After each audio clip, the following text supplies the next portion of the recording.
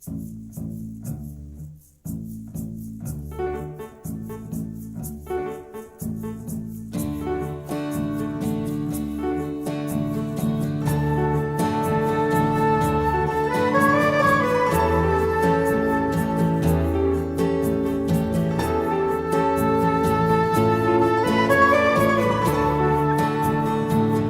12 de octubre de 1929, y te comento que tiene una particularidad, porque si bien ese día yo volé directamente de París acá a Bahía Blanca, Antoine de Saint-Exupéry hacía lo mismo y llegaba a Buenos Aires. Pura casualidad, pura casualidad.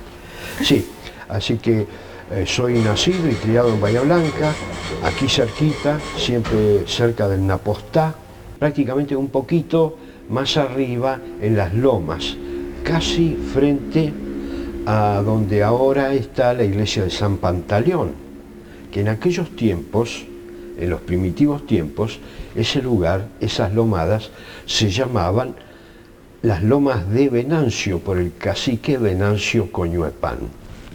Y la vida humilde, de un barrio humilde, ¿no? Pero con toda la gente y las familias muy conocidas entre sí, con un solo club, donde los muchachos se conocían, donde empezaban los idilios, se armaban las familias, y por eso hay familias todavía de los tiempos de los primeros pobladores. Mi abuelo es uno de ellos, vino en el 1907 y Bellavista se loteó en 1906.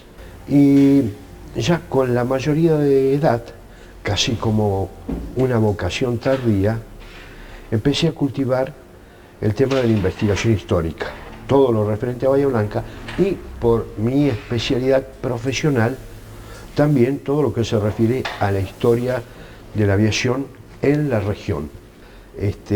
Mi especialidad van a ser las comunicaciones, en aquellos tiempos las radiotelegráficas, así que yo me preparé como alumno libre siempre, rendí las licencias en Buenos Aires, y después, ya un poco mayor, me hice piloto deportivo en el Aeroclub, pero también rendí libre en el Instituto Nacional de Aviación Civil. Y estamos hablando del 56 en adelante. Así que mi especialización como profesional fue radiooperador de a bordo y navegador aéreo. Esa es mi especialidad. Alcanzamos a atender en aquella época todavía los trimotores Junker que cumplían esos sectores de la línea de Aeroposta, ¿no? Hoy ya son aviones tan antiguos que solamente se puede ver en un museo, pero volaban, y qué bien que volaban. Yo estuve volando hasta 1962, primero en la línea DC-3, la gente mayor se va a acordar, así que conozco muy bien la Patagonia hasta Ushuaia con todos los detalles de la costa, porque habré volado unas 5.000 horas. Hay que tener en cuenta, y se tienen que poner contentos los bahienses, que esta ciudad tiene un patrimonio histórico en lo que se refiere a aviación de todo tipo, civil, comercial, aeronaval, muy interesante y quizá no difundida lo convenientemente. Entonces es que, aprovechando los 75 años del Aeroclub, nos hemos dispuesto a completar una obra que ya vengo trabajando hace mucho tiempo, coleccionando detalles, fotografías, testimonios orales y escritos, un trabajo de 10-12 años, y que ahora terminaría siendo un libro con la historia de la aviación regional. Te voy a contar el primer episodio, pero te tenés que situar en diciembre de 1899, exactamente 100 años atrás, la esquina de San Martín y Alsina. Un gran corralón, no hay ningún tipo de edificio, un gran corralón. Después sí, va a estar allí una legendaria bar y confitería, La Bolsa, con muchas historias. Pero en el 99 era un gran corralón donde sabían venir los circos, porque en el momento que apareció el ferrocarril, aparecieron los circos también. Bien, ese circo, Los Andes, que se titulaba Del Gran Formento, que era el dueño, tenía una manera muy especial de hacer la promoción de todas sus actividades. No había elefantes para traer, para pasear y atraer a los chicos y a los grandes, así que calentaban un globo mediano con aire caliente y lo elevaban como un globo cautivo, cautivo a una cuerda amarrada en el piso. Allí colgaban un trapecio como a 10 metros de altura y uno de los equilibristas, de los acróbatas, hacía sus peripecias y con eso atraían al público. Era bastante descampada la esquina de Alsina y San Martín. Allí tenemos el primer antecedente aeronáutico de Bahía Blanca, 100 años atrás. Ya funcionaban de esa manera. Era un reclamo de ese circo. Y te pudiera decir yo que en el primer tiempo, que no era lo que conocemos ahora, la aviación tenía mucho de deportivo, pero también de circense, porque en verdad que era una maravilla poder volar en aquellos tiempos, y los muchachos que volaban eran casi como semidioses, una persona que podía dominar eso, pegar una vuelta y volver indemne a tierra, ¿no? Principalmente hay un joven de familia de hacendados que va a empujar mucho la fundación de este aeroclub, es Rufino Luro Cambaceres. Luro por don Pedro Luro, era nieto de don Pedro Luro, y Cambaceres por Antonino Cambaceres, que lo había traído la REA, miembro de la primera junta, para fabricar acá una cosa que en aquellos tiempos no se fabricaba, las velas de estearina. Pero estoy hablando del tiempo de la primera junta, 1810, 15 y etcétera. Luro Cambaceres. Ese joven va a tener mucho empuje y va a ser el que aglutina a toda la gente para fundar el aeroclub, que se fundó en un lugar muy paquete como era nada menos que el salón de sesiones del Club Argentino, casi nada. Pero se reunió una constelación de personalidades de aquella época que tenían que ver con la aviación. Por eso nosotros siempre decimos que somos primos hermanos de la aviación naval. ¿Y por qué?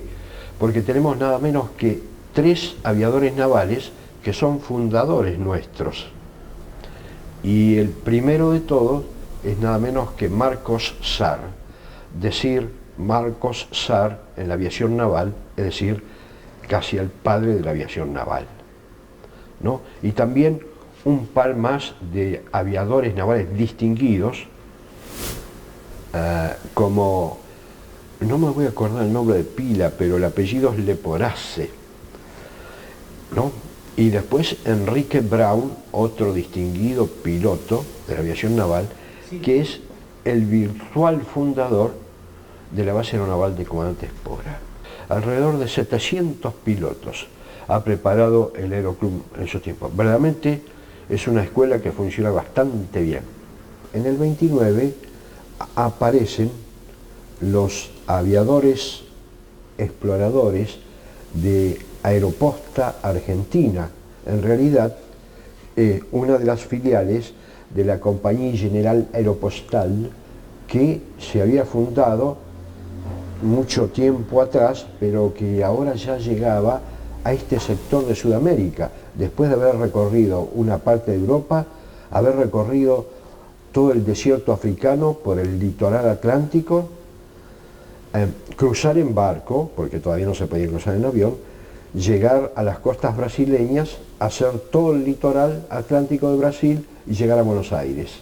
Bien, en 1929, el 1 de noviembre, es decir, en poco tiempo más vamos a festejar los 70 años, se inaugura una línea aérea que va a cubrir y va a tener cabecera aquí en Bahía Blanca, va a aterrizar en San Antonio Oeste, entre Leu y en Comodoro Rivadavia, una verdadera maravilla para la época. Y se producen algunos intercambios entre los pilotos franceses que vinieron y los pilotos del Aeroclub.